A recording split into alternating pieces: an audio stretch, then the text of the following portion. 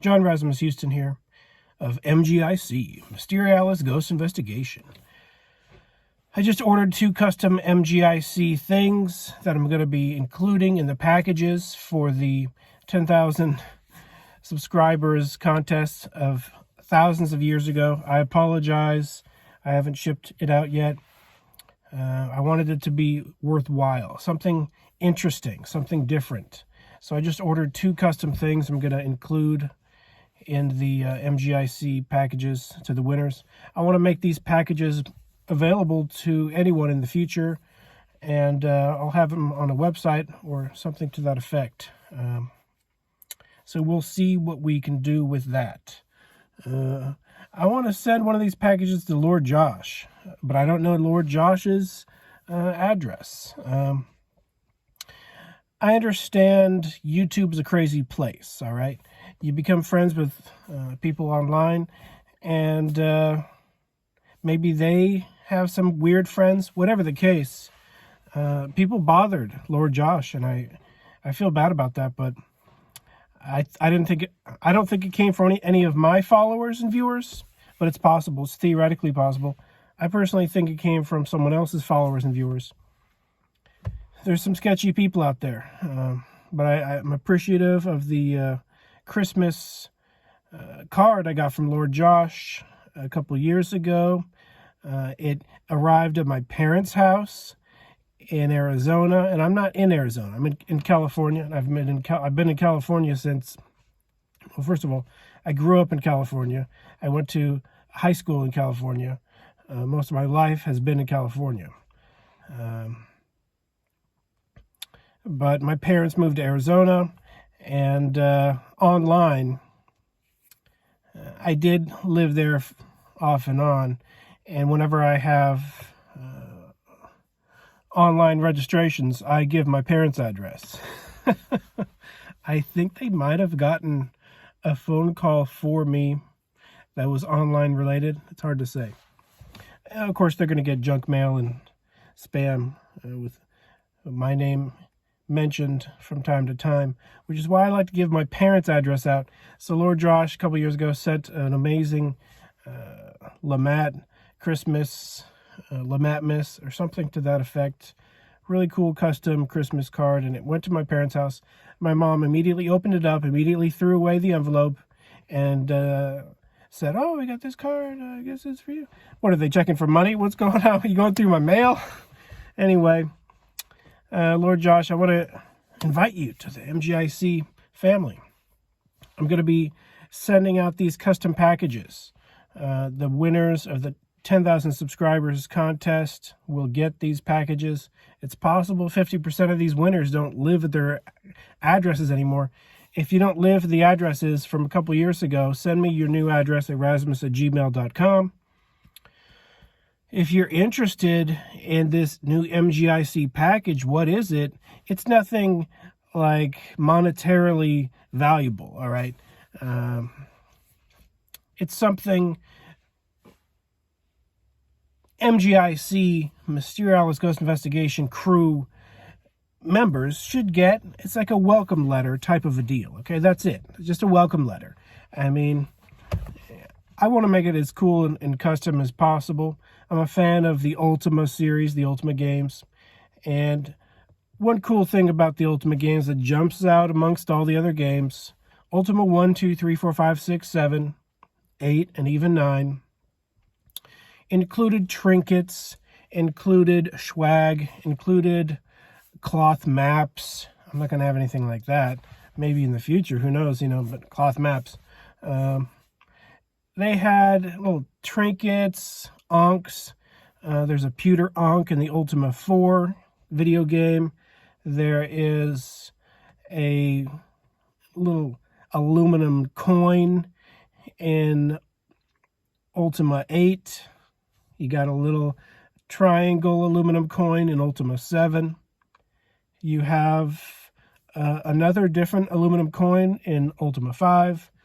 The reissue of Ultima 1, there was 5 different aluminum coins. You got a gold one, you got 3 silver ones, and you got a copper one.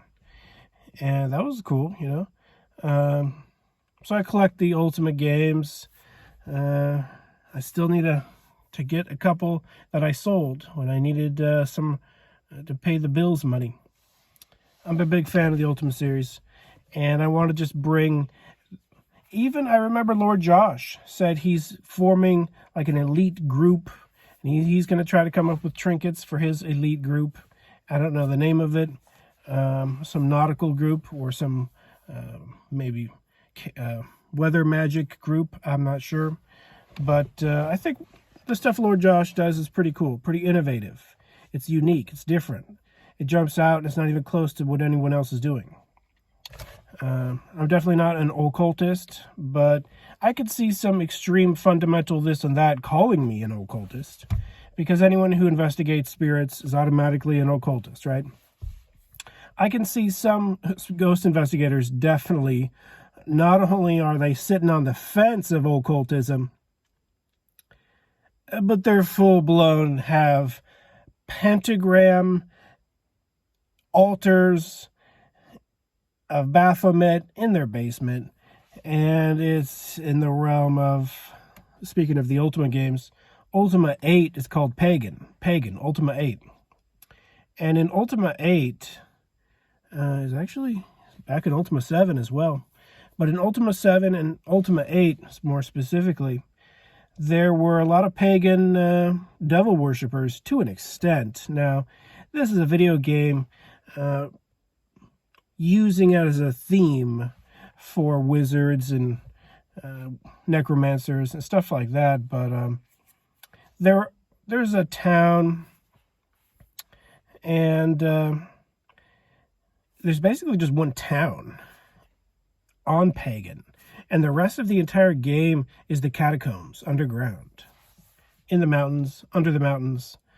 But there's only one town, and in that town, everyone has like a pentagram and their little devil altars, usually hidden in the basement or something. I guess some are not of that persuasion, but that's the religion on this planet. Pagan is kind of like a planet. It's its own world. The monetary system is a black rock, and so it's a totally different universe, okay? But on Pagan,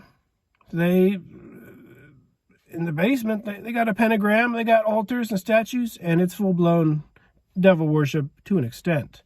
And I've seen ghost investigators have that same setup. And I'm like, well, you know, you're not ghost investigating as much as you are setting up a huge target on your forehead for, come visit me.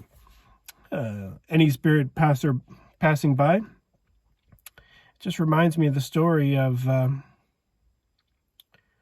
Dave Navarro, of all people.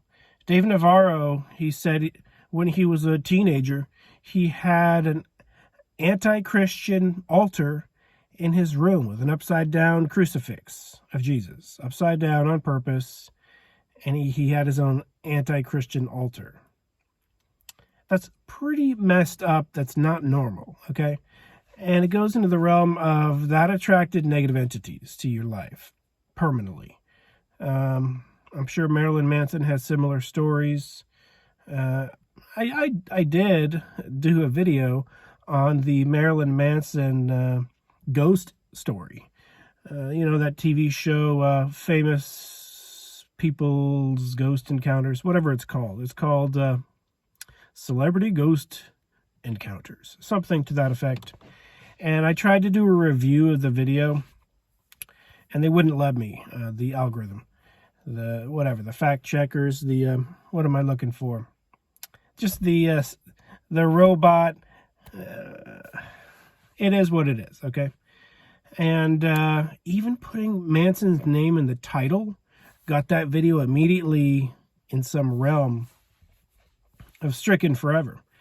And I literally had to change the title of that video to a musician who no one knows who he is and his ghost story or something. I had to literally remove his name from the title to even get that video in the realm of potentially visible. I guarantee you some of my videos are invisible. But that's beside the point. So Manson claims he had a friend who was into occultism, devil worship, and you always hear these stories of how, oh, it's so evil, and then it turns out to be the Simon Necronomicon. And that's what it was. It turned out to be the Simon Necronomicon. Even Manson himself hypes it up as the scariest, this kid is the scariest devil worshiper that he's ever met, and he got him into this dark, evil universe. And it just turns out to be the Simon Necronomicon. Now, the Simon Necronomicon is definitely not harmless, okay? It definitely is, we're talking the Wiccan version of witchcraft for devil worshippers of a non-atheist persuasion. So the Simon Necronomicon is definitely evil. It's definitely dark, but he was sold by Avon Books, for freak's sakes, and it was mass-produced, and it's a rag written by some hoaxers. Those hoaxers think they're freaking geniuses. But reading the Simon Necronomicon, myself personally, I happen to have somewhat of a hoax book collection. If I didn't collect occult books and spirit information books like on the afterlife, or religious leaning books on, philosophy and this and that, my other collection would definitely focus on hoaxes. I have a lot of hoax books for some reason. From Alternative 3 to the Montauk Project to Simon Necronomicon. Peter Levenda claims he had nothing to do with it. Peter Levenda's voice has been proven to have been recorded, and this recording has been released, and anyone closely following the Simon Necronomicon origin story has heard this Peter Levenda how-to tape on a little tape, the little recording, how to use the Simon Necronomicon. I'll show you how to use it. No big deal. Here's how to do it. And it's a full tape on how to use the Simon Necronomicon. First of all,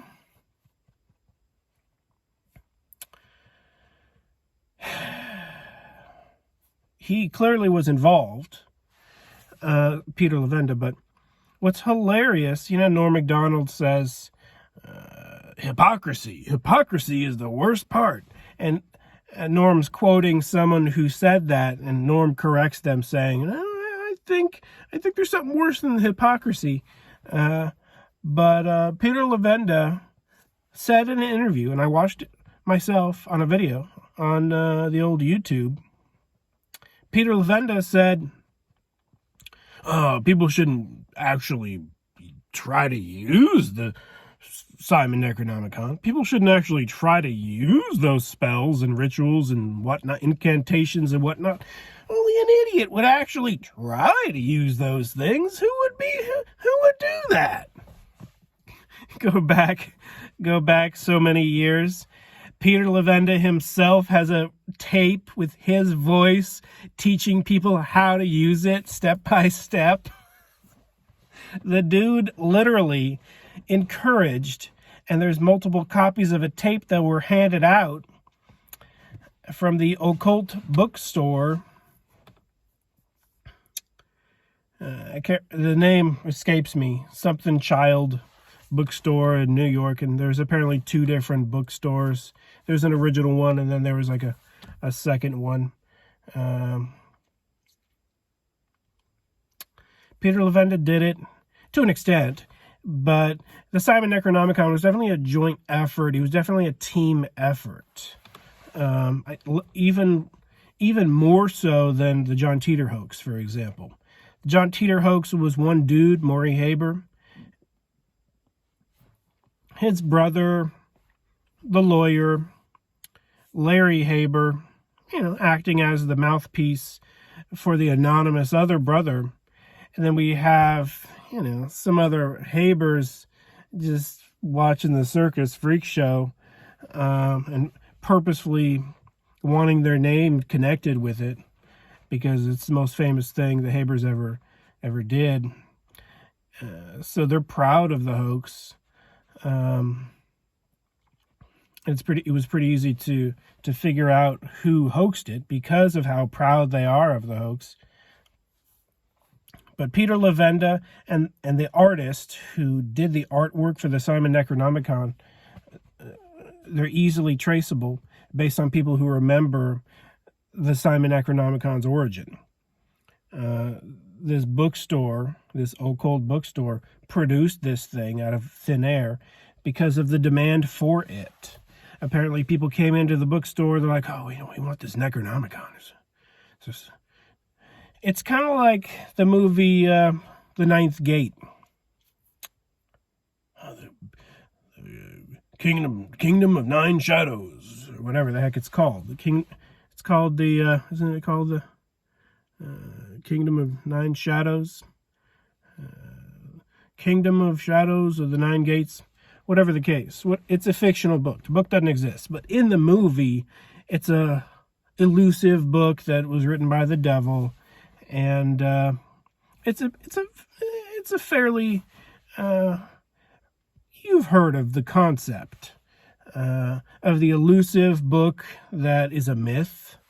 Even before The Ninth Gate came out, I heard about such books that don't exist. So the mythology of a book that doesn't exist somewhere being out there, I guess, you could really attribute it to books such as the Hermes Trismegistus Emerald Tablet. That's a good example of this type of mythology. Hermes Trismegistus's Emerald Tablet. Apparently some people have actually seen the Emerald Tablet. People like Blavatsky claimed to have seen it. At least I read passages and quotes of such a claim. I don't know if she claimed she saw it, but I've read other people talking about her having claimed to have had seen it. See, it becomes such a...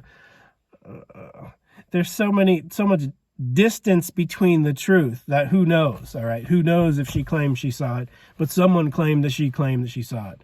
It just becomes so detached that you're not even sure the story has any basis in reality. But supposedly Blavatsky claimed to have seen the Emerald Tablet. First of all, it's written in some foreign language, like some extremely foreign language. It's supposedly a super ancient, actual green glass tablet made out of solid emerald, I suppose. And it says a few extremely short things. One of the things most famously that is written upon the Emerald Tablet is as above, so below. I don't know if it starts off with as above, so below, if it ends in as above, so below, but that's where, mythologically speaking, the phrase as above, so below originates from. The Emerald Tablet of Hermes Trismegistus. Now, Hermes Trismegistus himself is a mythological character. We don't know if he ever existed, because we don't know that the Emerald Tablet ever existed. But, historically, it's been talked about. There's definitely a possibility the Emerald Tablet existed. There's a greater possibility the Emerald Tablet existed than, say, Rosicrucians having discovered the secret of turning lead into gold. There is no secret of lead into gold. It doesn't exist. Because that's science fiction. But a tablet that's green, an ancient tablet that's green, that may or may not have been written made out of emerald. It could have been a slab chiseled from moldavite, for example. Moldavite is I believe it's some type of tektite Anyway, I have a chunk of Moldavite. It's a huge piece. I bought it from a Moldavite dealer, and it's so big that people think it's fake. I literally bargained the guy down. That huge chunk of Moldavite that I have, it's pretty thin, but it's a pretty big piece. It's big enough to be a huge pick for a guitar, a huge pick, like too big of a pick for a guitar. It's a pretty big piece. It's like this big. And I talked the guy down to like $70, $70. It's 100% real. His booth is 100% real. I still have his business card, but he was listed for like $100 and something. And I talked to him. It was, I believe, the last day of the fossil show, the Gem and Mineral Show. The famous Fossil Gem and Mineral Show in Tucson, Arizona. It happens every year. And I talked him down. You know, there are permanent fossil gem and mineral sellers to the point where they permanently rent storage facilities and chuck it full of this heavy stone and then pull it out 1 month a year. And the Gem and Mineral Show lasts almost 1 month. It used to last like 1 week, and now they seem to have dragged it into a month. But that's where you can get the best prices in the entire world of some rare fossils, rare gems, rare minerals. And there are definitely fakes. There are fakes. But this guy's legit. This guy had a legit booth, legitimate website, legitimate business cards. But he had legitimate, authentic prices and real thing. There was a Moldavite booth a little ways over that had really smashed apart pieces that were almost worthless. His was quality, very nice, and it was real. And the one down the way was real as well.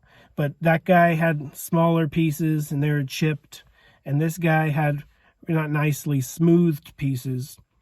It did look like he, put him through a tumbler or something to that effect, but he liked to have quality pieces presented. I looked at all of them, and I narrowed down on that one that looks pretty big. And I heard Blavatsky claimed something to the effect of believing that the eye of Lucifer, or the crown of Lucifer, or something like that, is green, and she has a piece. So there's definitely a lot of BS mythology surrounding, urban legend is more like it, surrounding Blavatsky. She was a Luciferian. She was part of the Theosophy Society.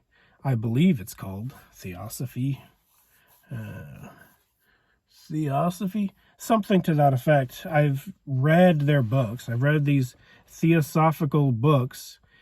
It's like its own religion.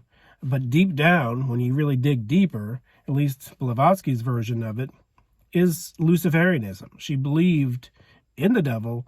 The character in the movie The Ninth Gate, the woman in the wheelchair, there's a few famous book collectors, occult book collectors, in this fictional universe in The Ninth Gate. And the woman in France in the wheelchair, who has dedicated her entire library to the devil and is writing a book about her and the devil, how she met the devil when she was a teenager and she fell in love with the devil. That lady is fictional, but she reminds me a lot of Blavatsky. If she was based on any real person, it would have been Blavatsky. Blavatsky was a devil worshiper, a Luciferian, a Lucifer worshiper to some psychotic extreme degree. She claimed to receive messages from some source, and those messages talked about nonsense. And there were predictions that didn't come true. So whoever was communicating with her is probably a negative spirit, just fed her a bunch of BS. It was her religion, and she believed it. But aside from theosophy, aside from these messages she's receiving, she believed in Lucifer and had some secret green stone, which she associated with Lucifer. People say she claimed to have seen the emerald tablet. I can't say I know of anyone in any modern day history that has claimed to have ever seen the actual emerald tablet. I suppose there are replicas all over the place, possibly even in museums, but these are all hearsay.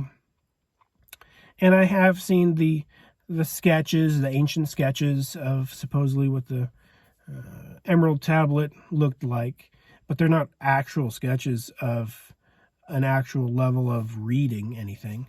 I don't know what language was on the tablet, just as above, so below.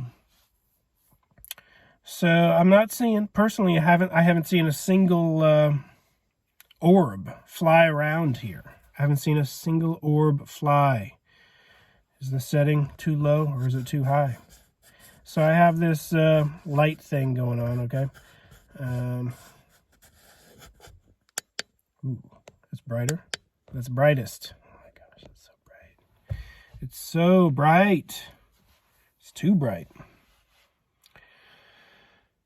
Just for the sake of potentially capturing spirit orbs, I will have it on this brightest setting.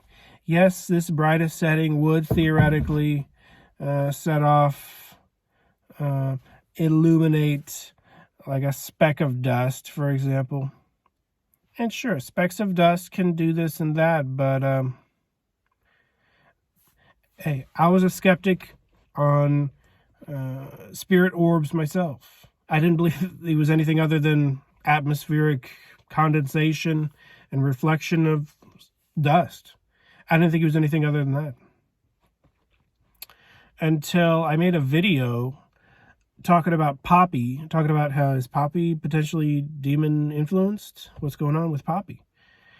And as I'm talking about demons, this white thing dances in front of me in a straight line. And it goes from one end of the shot to the other end of the shot in a perfect straight line. And if it was a piece of dust, you wouldn't think it would go perfectly in front of me.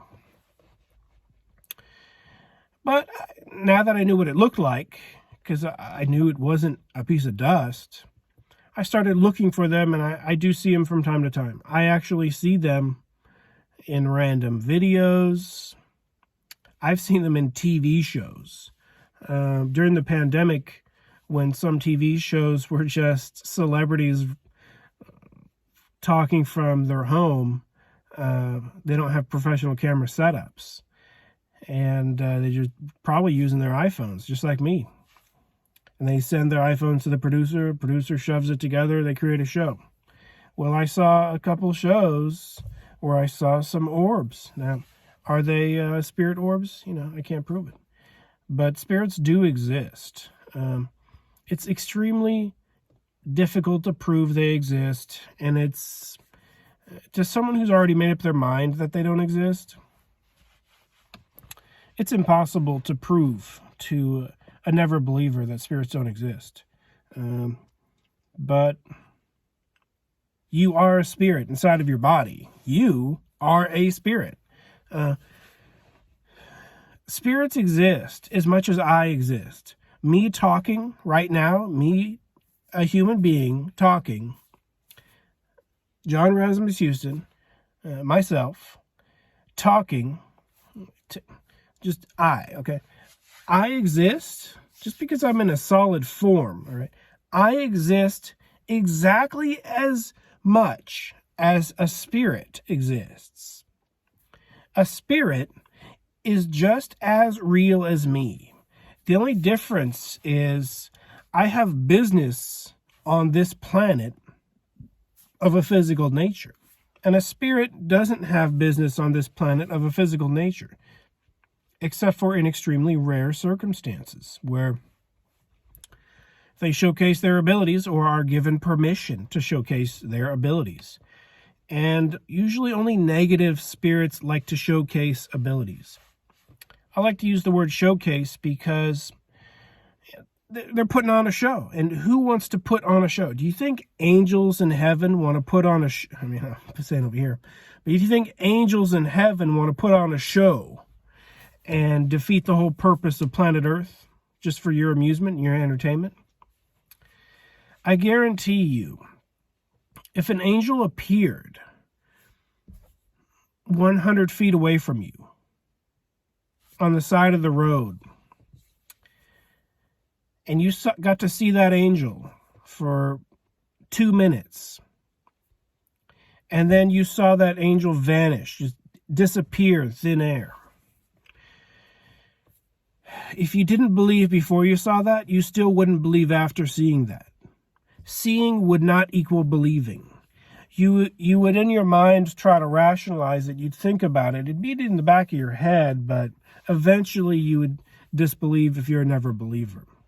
A true believer would know what it was immediately, within seconds.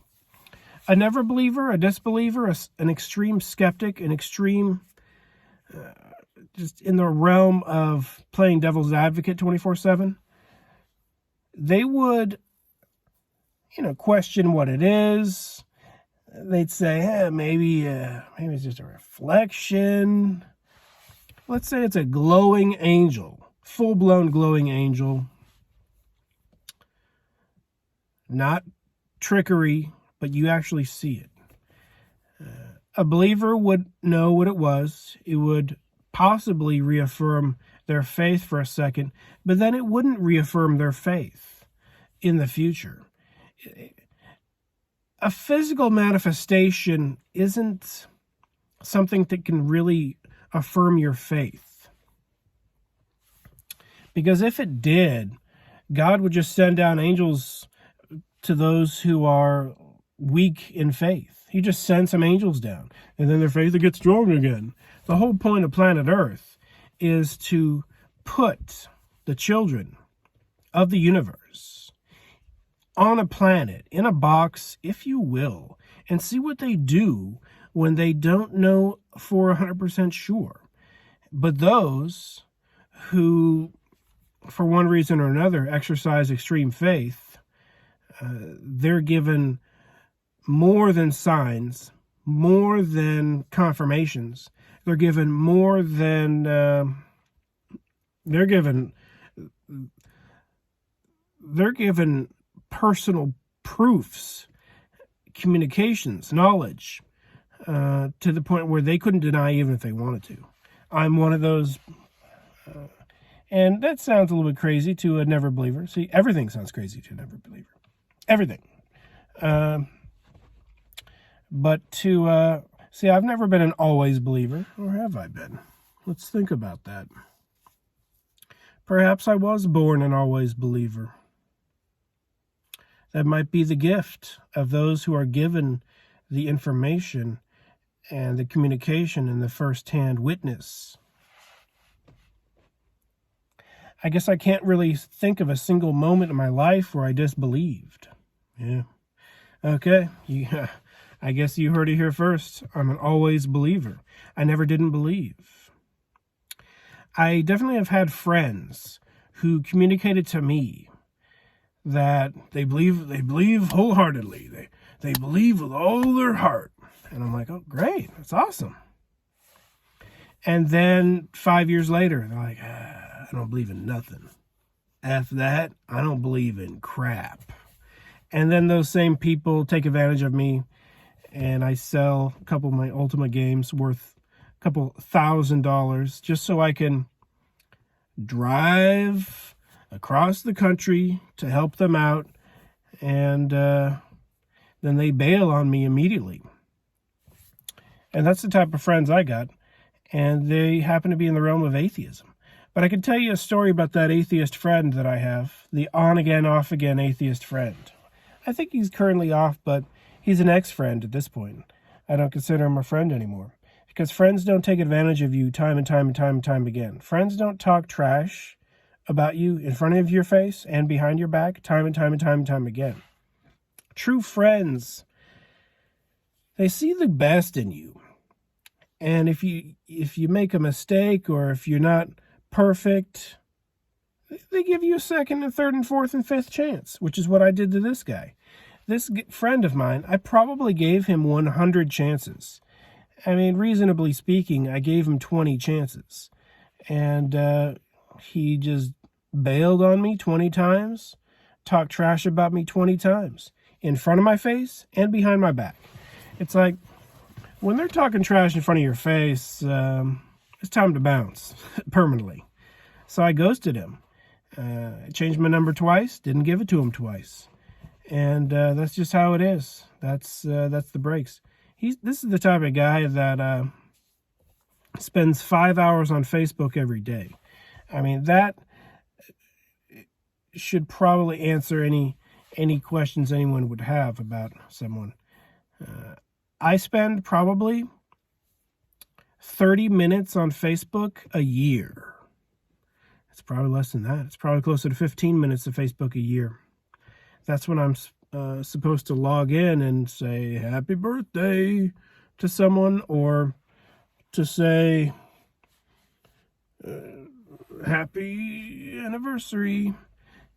I don't use Facebook. I don't like it. It's not my preferred social network. And to be honest, I don't like any social networks. I don't like a single one. YouTube is a social network.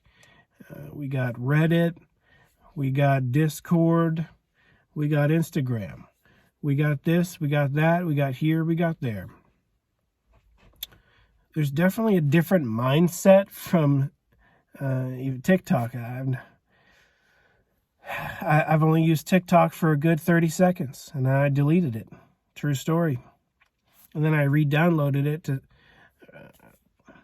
maybe someone said they're on there, and I see my name was changed, and I have to create a new name. So my Razimus name was stolen from me. And I'm like, I didn't even go beyond that. I'm like, nope. So I deleted it a second time. But the second time, I didn't even get past the what name do you want to have? Because I already created a name Razimus the first time. Didn't want to have to do it twice. Someone stole it. Someone wanted the name, and don't care because I don't use it. Don't use Facebook. Don't use TikTok. I use Instagram to an extent, here and there, a little bit. And I very much don't like Twitter these days because, man, oh man, I post something and even I can't see it. And I could see it with a second computer. Only an hour later, seeing if it's ever was visible. With every subject on Twitter, there's a moderator, a human being. And there's most definitely 100 robots doing the same thing, but they're filtering to see what's worthy to be at the top. And magically, none of my stuff I've ever posted for the past 2 years straight has ever been worthy enough to be at the top. Even if it's the top of what's new, what's the latest, what's this, what's that. And mine's always at the bottom of the barrel. And that's why I don't like Twitter. Because no matter how interesting of a post you post, if the human mod or the robot mods don't deem it top or worthy, you're automatically defaulted to almost shadow banned, almost invisible. Same thing happens with a lot of different social networks. These robots, this is just their job. It's what they do. They're programmed to do it. 9 times out of 10, it's going to be a robot. It's probably 99 out of 100, it's going to be a robot. It's probably 999 out of 1,000 is it going to be a robot. And 1% time, 2% of the time, it'll be a human being that doesn't like what you're producing. Like a video like this. We're 38 minutes in. What are we going to talk about? The never believer, always believer thing is an interesting subject. Have I ever seen an angel? Possibly. Possibly. It is possible. I can tell you this. If I have ever seen an angel, I wouldn't mention it on this channel, and I wouldn't talk about it. Because positive spiritual encounters are more sacred than negative ones. It's the reason I mention the negative ones like they're nothing. And it's probably the reason my negative encounters are treated like they're nothing. And when I noticed that trend of nobody believing me on my demon encounters, that's when I decided and made a mental note to hold back one of the most traumatic experiences of my life on February 17th, 2010. I think it was February 17th. It's a couple days after Valentine's Day.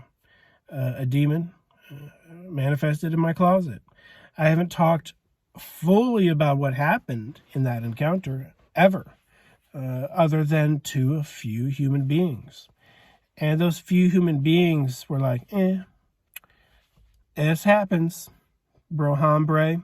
And then they go about their day because they think I just made up a story. They think I just made up a fictional tall tale. It doesn't register in their brain. They just met someone who possibly met the devil or possibly met a general in the army of the devil. I lean toward the direction of just one of the devil's minions, but not a normal minion. I literally met a freaking high-ass ranking, sorry for using the A word, but I did literally on a literal level meet a high-ranking negative entity of extreme negative proportions, if you want to call it proportions, but on an extreme negative spectrum of the universe, okay? In the universe, there's extreme positive, extremely good, pure love beings. I just happen to meet one of the polar opposites of that. And when I say meet, I did meet this entity. I met it, okay? I just don't want to go through details on it. I already wrote about it, the entire encounter, probably 3 different times, 3 different ways. It always is the same story every time, but I did write it down. Just whenever I, want to continue writing my Corners of Rooms book, I do write. And sometimes I pick up exactly on the same thing, and I just rewrite it. So I probably have the story written 3 different times, typed on my computer, and written with my hand, pen and ink, in my little book that I bought at Target. I bought a book at Target 2 years ago for the singular purpose of writing Corners of Rooms, the book, my book. That is the book where I'm going to talk about that. Corners of Rooms has probably a couple chapters, because I probably did steal some chapters from Corners of Rooms, and I put it into my ghost hunting book. So I wanted Corners of Rooms to be my first book, but I'm such a perfectionist. You don't know to what level of perfectionism I am a perfectionist. It might be one of the actual reasons angels and demons even pay attention to my existence. So, if you want to be paid attention to by an angel or demon, just be a perfectionist at something. Be a perfectionist to such a degree that it catches notice of higher entities in a higher dimension.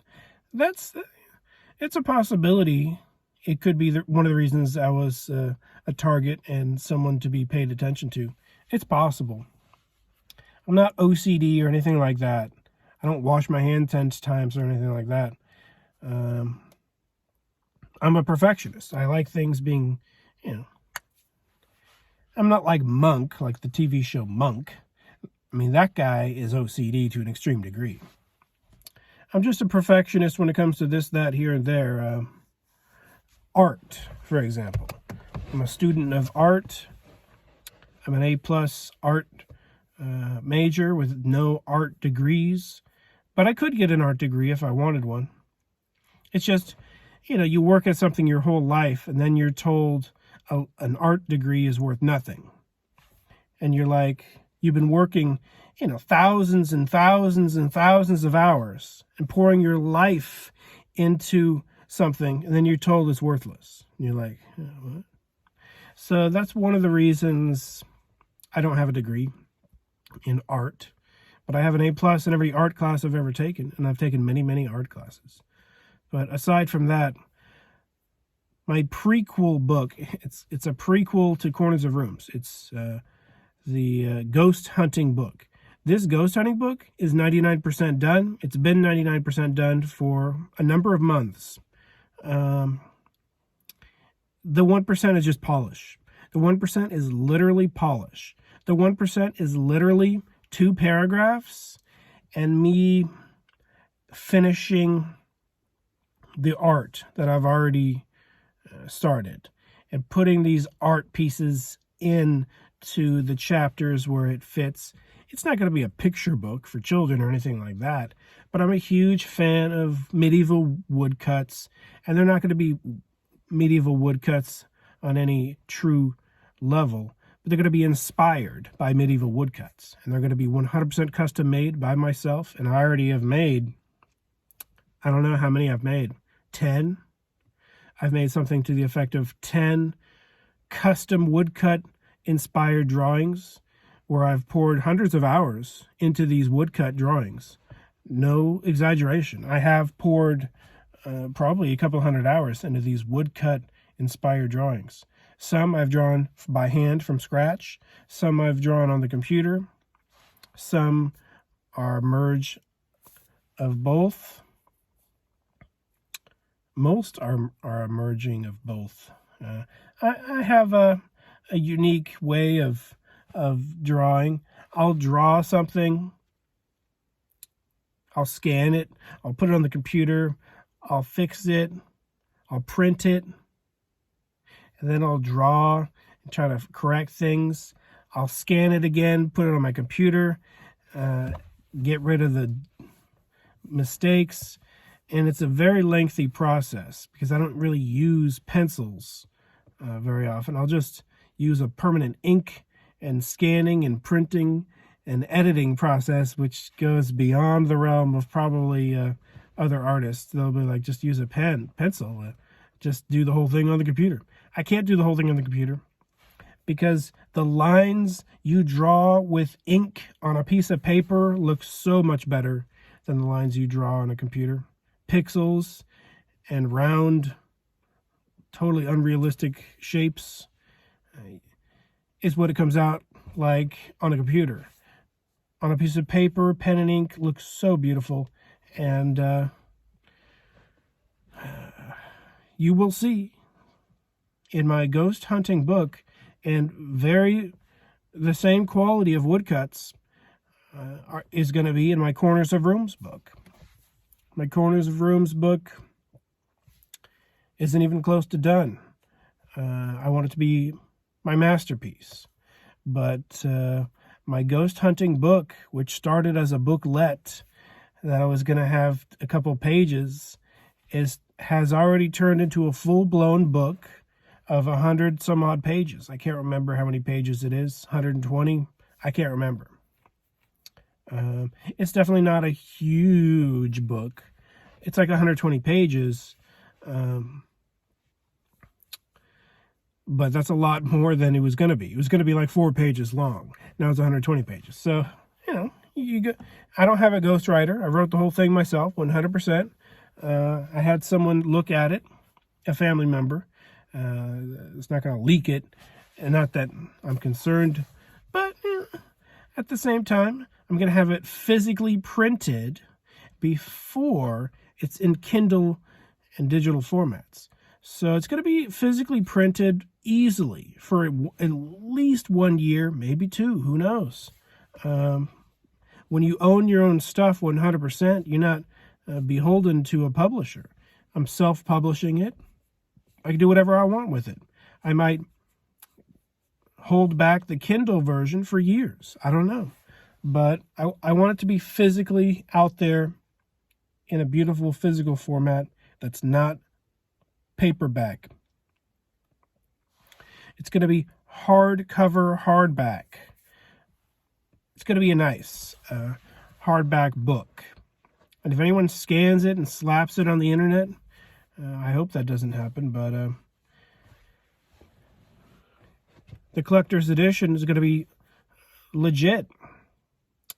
I'll sign every copy of the collector edition, and I'm going to have it up there on Amazon. I'm going to have it on my website. I'm going to have it in a couple of places, and it'll be readily available. And on the side, there is going to be an MGIC kit that you can get as well if you want that. Why am I recording in my car? Why not in my house? Because I now have a little cat. I have a kitten. I have a kitten named Nixie. I'll introduce Nixie to you guys, perhaps in the next video. Perhaps in the next video. I'll try to keep a mental note. Introduce Nixie. Not too many people have seen Chica. I have a dog named Chica. I have a cat named Nixie. It was their bedtime hours ago. I'm not about to wake them up and have them think that it's time to go crazy and bonkers and wake up mommy. Because that's what's going to happen if I record this video in the house. They cannot wake up mommy. They cannot bother everybody. So I have full ability to record this in my loft with my computer and all my stuff. But you know what? Out of respect for the sleeping family members over there, I got 2 kids in that house that happen to be of a canine and feline nature, and they go bonkers when they hear me. True story. They hear anything. They're up and about, and they're it just becomes a thing. All right. Stay tuned. More episodes coming soon. Man, I want to just keep talking forever. Forever and ever. I didn't see any spirit orbs, or did I? In one part of the video, I saw something in this region. Maybe something shoot up. I don't know. And yes, dust reflecting off this is a theoretical possibility. But I don't edit any of these videos in terms of adding any effects. The windows are all closed. The AC is 100% turned off. The car is 100% turned off. And so, who knows if there's any spirit orbs in this video, but MGIC Mysterialis Ghost Investigation. If you want to be a member, I guess email me. I'm like trying to think of the word. Email me, electronic mail me at razimus@gmail.com. I've probably had at least 3 emails in my life, maybe more, maybe 3 or 4, but at least 2 or 3. I remember at least 3 occasions where someone emails me at razimus@gmail.com and they're like, I know this isn't your main or your real email, but hi, I saw your video and blah, blah, blah, blah, blah. It is my real email. It is my main email. You know, I have other emails that I don't use. I have a resume email that I barely ever log in. I almost lost the password. Because, you know, it sounds more professional. It's my name at something. And I use Razimus@gmail.com. That's the one I use. Razimus@gmail.com. MGIC. Gonna make new t-shirts. I'm gonna wear my new t-shirt. Gonna introduce you to Nixie, my new kitten. My new kitten is almost 4 months old. Nixie will be 4 months old on February 5th, 2023. She will be 4 months old. And she is a little bit crazy. My cat is 50% feral and 50% totally calm and normal and domesticated. And then 50% of the time, my kitten acts like a feral cat in the wild. totally feral. She has cut me and scratched me more than I've ever been scratched in my life. Obviously, when she's in a playful mood. So I'm definitely going to have to get her claws trimmed. That's beside the point. Thank you for watching. Thank you for listening. Thank you for paying attention. Stay tuned. More episodes come soon. I'm going to be doing ghost investigations. Why didn't I do one right now? Because that involves driving somewhere, getting my gear out, and I will do it, okay? I'm going to do it. But I have to have like 2 days off in a row to do it. If I just have 1 day off, that's a laundry day, you know? I can't be driving down the road and then editing that video. I need a couple days. So the next time I have 2 days off, I promise you, I will go ghost investigate. I know of an amazing location. It's approximately 1 hour away from my house. It has a history. I own a book on this particular location. It's supposedly haunted to an extreme degree. It's going to be closed. I'm just going to be doing a sidewalk investigation, which I usually do. Unless the owners let me check out the lobby. I seriously doubt it. They might be doing construction. Maybe the construction workers will let me check out the lobby. I doubt it. Maybe they'll mistake me for someone else and let me in. I doubt it. You know, there's definitely synchronicities with ghost investigating. If they let you in, just roll with it. I almost got to walk in the basement of a famous club because the bartender liked my stories, liked what I had to say about the place. And he was just a very open, positive, nice guy. And I told him I'm a ghost investigator, and he didn't make fun of me. He said I couldn't bring equipment inside the building. I told him I don't need equipment. I told him if a place is haunted, I could feel it. I can feel it. I told him I'm not psychic or anything like that, but I guess you could say I'm psychic enough to feel it and know if a place is haunted. And he said, okay, let's go to you want to go to the basement? And I was like, heck yeah, I'll go to the basement. And he's about to open the basement for me to a famously haunted club. And then his boss walks in. He's like, oh, never mind. So he tried. So I'm going to go back to that club in the future. And I don't know if he still works there. But that was definitely a moment, you know. I went to Tombstone, Arizona, and the lady let me back on the haunted staircase where it says do not cross. So she opened it up and let me test it out. I filmed up and down the haunted staircase where employees have said they've heard footsteps. They've heard creaks. And that thing's closed off because it's an antique wooden staircase that's more original to one version of the building, and it's too rickety and old, and so it's all closed off. Even employees don't use it. But she opened it up and let me go because I said I'm a ghost hunter, and she didn't care if I was on TV or not. She was open to it. And then there's going to be the exact opposite. You go to a location, there's a truck with headlights on.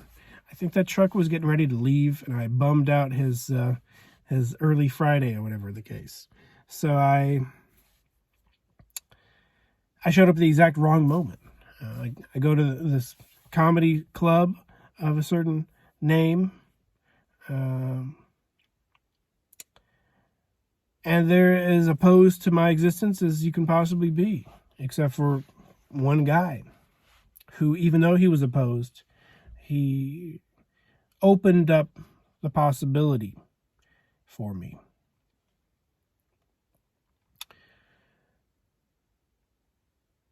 So there is going to be, you know, potential.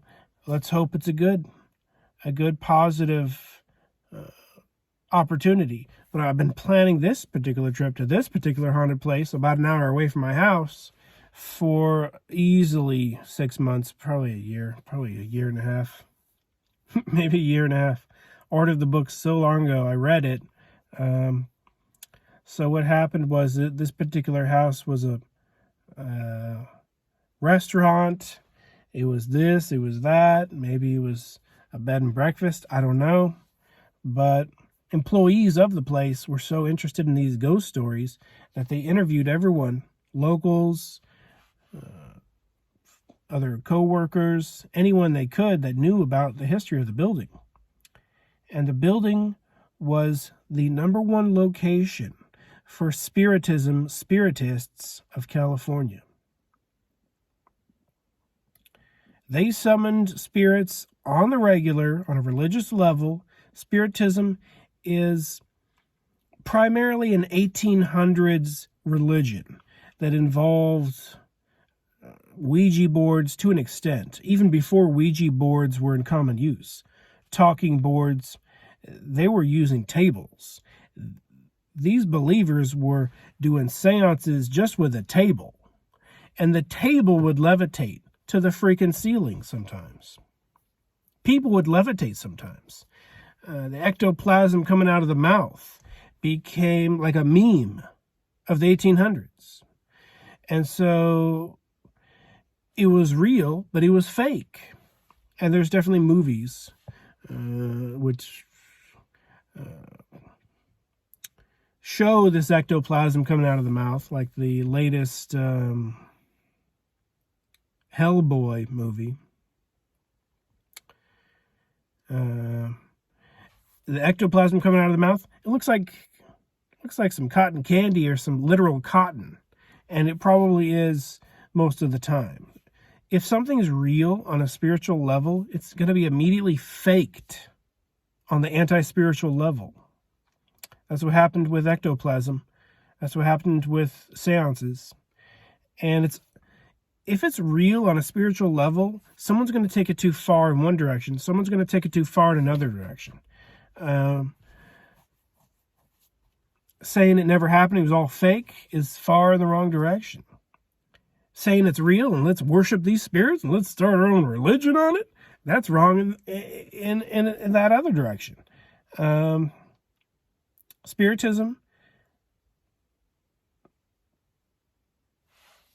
was a real phenomena, and these spiritism worshipers at this particular building obviously opened a gateway and summoned spirits on such a level where this place might be more haunted than the Winchester Mystery House. I don't know. But I'm going to try to experience it myself firsthand on the worst case scenario, on the sidewalk in front of the place. On the best case scenario, I'll be invited into the lobby and maybe I'll be able to do an official investigation. We shall see. Stay tuned. More episodes coming soon. Be seeing you.